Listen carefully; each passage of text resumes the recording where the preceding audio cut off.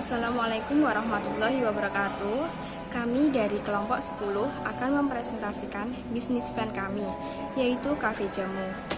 Yang pertama yaitu Kai Partner, yaitu supplier bahan jamu dan tempat olahraga atau gym. Yang kedua yaitu Kai Activities, yaitu memproduksi jamu, melayani customer, dan yang terakhir memasarkan kafe. Kemudian Kai Resort, yaitu karyawan kafe, karyawan produksi jamu menjadi bubuk, alat atau fasilitas kafe yaitu meja, kursi, lampu, AC, dan selanjutnya yaitu bahan produksi jamu, kemudian bahan makanan lainnya, dan yang terakhir adalah karyawan marketing. Nah, selanjutnya ada value proposition. Dari PMC kami ada beberapa value proposition. Yang pertama, tetap sehat meskipun nongkrong di kafe. Nah, yang kedua, fasilitas kami ini kafenya lengkap, ada toilet dan ada musolanya. Yang ketiga, tempat kekinian. Nah, jadi walaupun misalnya kalau minum jamu itu kan biasanya terkenal tradisional banget. Nah, di sini kita tidak. Kita menyediakannya itu secara modern. Kemudian yang selanjutnya, harga terjangkau.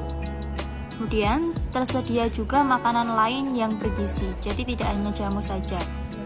Kemudian seminggu sekali ada live musik, dan yang terakhir bisa diantar baik melalui kurir, atau petugas kafe, atau aplikasi lainnya.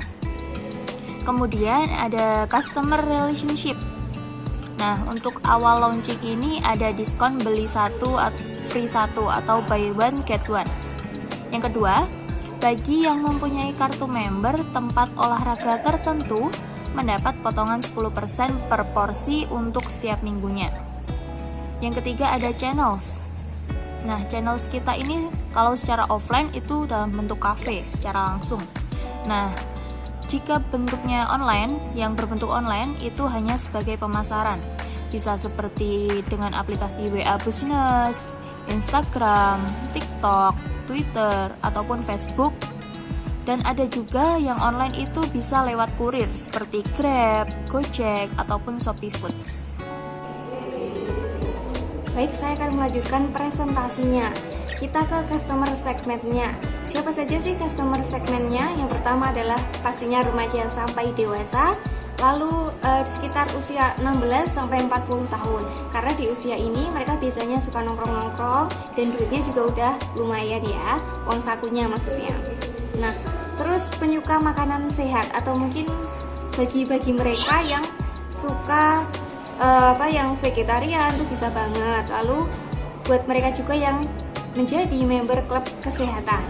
Kenapa targetnya di situ? Jadi kita itu rencananya kafenya itu akan berdiri di depannya atau mungkin di sampingnya pusat kebugaran, atau mungkin nanti juga bisa didirikan di depan rumah sakit atau di samping rumah sakit. Makanya di sini ada customer segmennya adalah orang yang dari rumah sakit, karena biasanya kan orang dari rumah sakit pasti pengen sehat dong. Nah, lalu ada lagi customer dari aplikasi, karena selain kita jualan offline di cafe itu sendiri, kita juga menerima order online, bisa Grab, Gojek, Shopee Food. Nah, lalu kita ke cost structure-nya. Cost structure-nya apa saja? Pastinya bahan-bahan jamu, karena itu utamanya ya, kita jualannya jamu. Lalu adalah bahan produksi makanan lainnya, karena jadi di cafe itu kita nggak hanya jualan jamu aja, tenang aja, kita juga jualan makanan-makanan lain yang sehat pastinya dan terjangkau harganya. Lalu ada biaya gaji karyawan kafe, biaya gaji karyawan produksi jamu. Jadi nanti sendiri untuk produksi sendiri, untuk karyawan kafe itu sendiri. Nah, lalu ada biaya gaji karyawan khusus marketing. Lalu ada biaya sewa bangunan. Jadi kita nggak langsung punya gedung sendiri, tapi memang menyewa dulu. Lalu ada biaya berupa aktiva tetap, pembelian aktiva tetap seperti meja, kursi, lampu, mungkin AC dan lain-lainnya. Lalu yang pastinya ada biaya penyusutan aktiva tetap setiap bulannya. Untuk revenue streamnya, kita mendapat penjualan langsung dari kafe. Lalu yang kedua, mendapat penjualan online, karena kita kan tadi menjualnya via online. Baik, sekian presentasi dari kelompok kami. Jika ada kata-kata yang salah, kami minta maaf dan terima kasih atas perhatiannya. Kami akhiri, wassalamualaikum warahmatullahi wabarakatuh.